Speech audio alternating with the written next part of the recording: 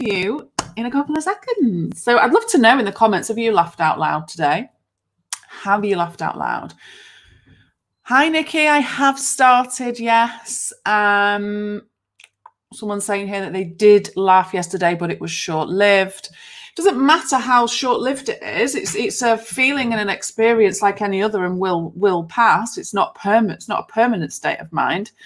But I just wanted to share with you something about this, because I know that understandably at the moment, and actually has been for a little while, there's lots of things in life that are really quite serious. And at times we can feel like there's a lot going on. Oh, hang on. I don't even know if you could hear me then because my volume was down. Sorry, on Facebook. So there can be a lot going on, and there can be lots of things in life that are serious and that we need to take seriously. And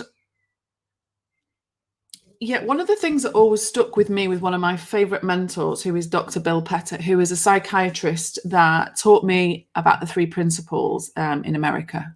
He's a wonderful man. And one of the things that he said to me is, if you haven't laughed out loud or belly laughed or whatever his words were by midday, then you're taking life far too seriously. Now, when there's lots of things going on around us that seem like they really warrant us to take things seriously, it can be really easy for us to kind of sort of say to ourselves, or sort of go, well, actually, no, of course I'm not going to laugh out loud before midday, because things are happening and life is serious at the moment. I remember when I was really severely anxious, and I would go days, weeks without really laughing, because I felt at the time it was like my full-time job to be fixated on being stressed and being anxious. And I kind of had this idea, impression, story, whatever you want to call it, that I couldn't do both. I was either serious and stressed, or I was happy and content. And I saw that there was 2 very distinct ways of being. And it was like I wouldn't allow myself to, even in those moments where it felt okay, where it felt natural to laugh. We all have access to our innate well-being, no matter what is going on around us. We have access to it. And at that core, that innate well-being is warmth, is love, is calm, contentment. And that's what we all want. And yet sometimes when we're stressed and overwhelmed, it's like we have this dialogue that, well, that's what I really want, but it's not possible whilst I'm stressed because I'm focusing on being stressed. And so one of the things, I do check in with myself with this now. If I've gone a long time without laughing, I will question why. Because no matter what is going on in my life, no matter what I am faced with, and I really mean anything. So, and again, this might sound really morbid, but when my dad was diagnosed with cancer, and I spent a lot of time, I was pregnant at the time. Anyone that's read my book will know this about me, but I was heavily pregnant at the time when he was diagnosed, and he ended up being bedridden quite soon after diagnosis. And I would lie in bed with him, and we would talk and we would chat. Now, obviously, that was a really serious, stressful, tense, worrying, distressing time in my life. It was the worst, it was awful. And even in and amongst that, sometimes we would lie there and we would be chatting and we would laugh. And we'd really laugh. Like, my dad had a wicked, great sense of humor, and he would make jokes, not always appropriately. He had quite a dry sense of humor, and he would make jokes. So as he was dying, he would make jokes about death. And we would be laughing hysterically. And so even in that most distressing, stressful time, there were moments where I could allow myself to come out of that thinking of how serious things were and how stressful life was, and just connect back to the core to experience love and joy. That didn't mean that I was discrediting my dad's situation of how serious it was. It didn't mean that I didn't care. It didn't mean that I was just trying to ignore what was going on. It was a real nice break from being completely caught up and stuck in my head of seriousness to connect back to that innate well-being and that feeling and sense of calm and love and warmth. And actually now, I don't know off the top of my head how long, it's probably nearly 12 years, coming up to 12 years this next year, since he died. And they are still as some of my most fondest memories of my dad, in a way, throughout my whole life of having my dad until he was 63 years of age, were those moments at the end where, even in the scary time of the inevitable loss, were some of my fondest memories. And the reason they're fond memories, you know, I could look at them and go, how could I possibly have seen those as fond memories? He was dying. But actually, they were fond memories because even in amongst that stress and that overwhelm, we had laughter and we had joy. And it's okay. It's okay. I hear people, even in grief and in stress, I hear them say things like, I feel really bad because, you know, I went out for a coffee with my friend and we were laughing, and for a minute I forgot. Like, it's for a minute we forget that we're supposed to be taking life extremely seriously. And yes, of course, there's aspects of life that are serious and we need to take seriously, and we need to, you know, focus and all of that stuff. But actually, we're much more able and capable to deal with anything at all that life throws at us when we're in touch with our well-being. And when we're really in touch with that innate well-being at that core is when we're feeling love and warmth, and all of that anxious thinking and tense thinking falls away.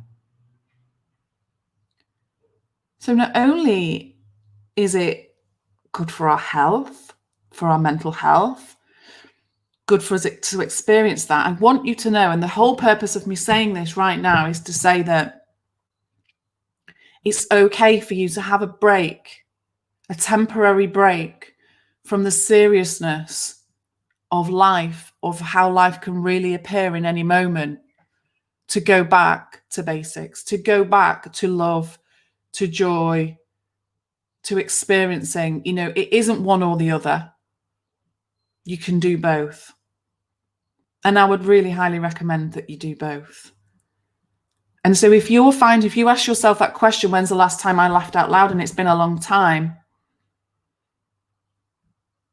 then maybe you're taking life too seriously for too long. And again, people will shout at me at this and say, well, things are serious at the moment. I'm not taking away from that.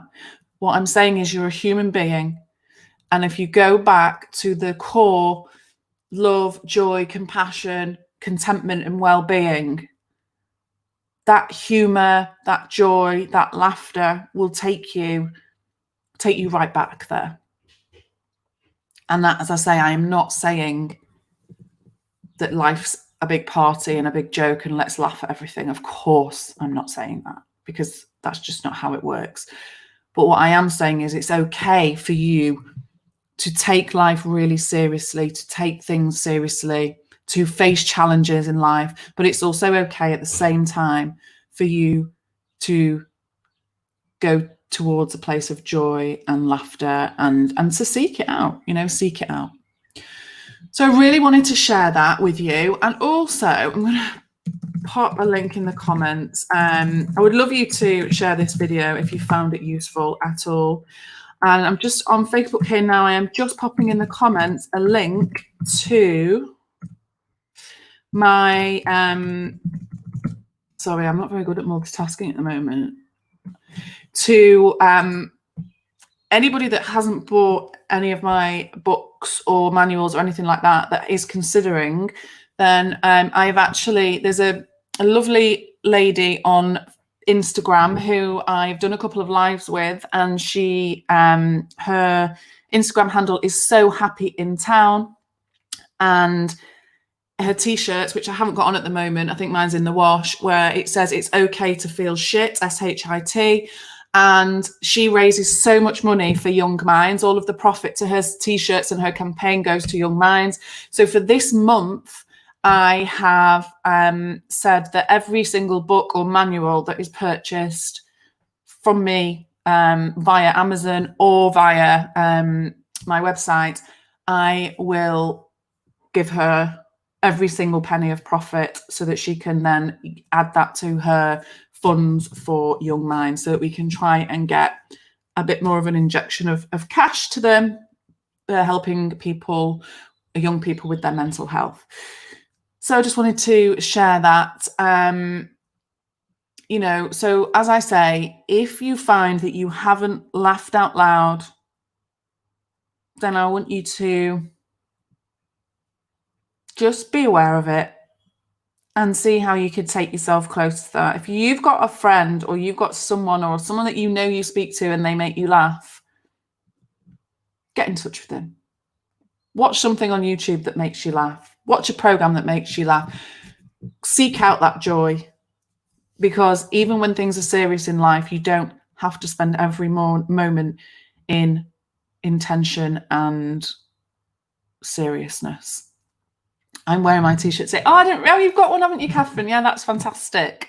That's awesome. Might buy your book from Amazon. Yes, if you do, if anyone, because I do, you know, I do still sell books. Obviously I had an influx when it was first written.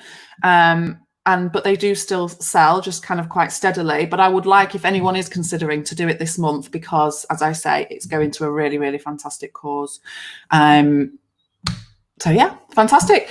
Right, I'm going to leave that there, and I will hopefully catch up with you all very soon. I hope you're all doing okay. And yeah, thank you very much for tuning in. And I'm sorry if I'm looking all over like this, because I'm on Insta and on Facebook at the same time. I'm actually streaming on YouTube as well. Oh, so there we go. So I am multitasking after all. Okay, so take care, everyone. And I will... Someone just said, Michael McIntyre, great comedian. Yes, he is very funny, isn't he? I like his family show that he does, because it's kind of quite nice to watch with my 12-year-old as well. Anyone who hasn't read Sari's book, I would recommend you do. Thank you, Catherine. You are an absolute star. Hello, Christina. Christina is my Wonder Woman, my VA. I say she's mine. She's all mine. Don't want her to have anyone else. I want to get rich just so I can just permanently have Christina and take her away from everybody else and just keep her, because she's just fantastic. So yes. Oh, my brother-in-law has just joined as well. He's checking in on Insta. Hi, dude. Oh, thanks. Sari's books are brilliant. You're very kind. Okay, so I'm going to leave it there, and I will hopefully catch up with you soon. And when I have other things to share or say, I will pop on. I know I haven't been on as much on this page live, but to be honest with you, I am really busy at the moment. I have had more people coming to me for help. I have been trying to do as much as I can. I have been doing, bits and bobs in the media as well, which has been nice. So I have been really, really busy. Have you caught the sun? Yeah, I have. I've been just been in the garden all the time. It's gone now though, the sun. But I do look particularly red on Facebook at the moment. Mind you, a little bit there as well. Yeah, this is my version of a tan anyway. So yeah, and so I have been busy. So I'm sorry I haven't been on here as often as I would have done in the past. But obviously, I know you will appreciate that I have to focus on my clients, and also my private members group is where I also prioritize there. So apologies, I will try and get on here a little bit more when I can. But for now, I will say over and out. Bye for now. Sorry, can't shut up, can I? I've been trying to do my 10,000 steps a day, and I think I have about 500. So I'm literally going to go outside just to do 500 steps before I go to bed. So yeah. Okay. Take care, everyone. Bye for now.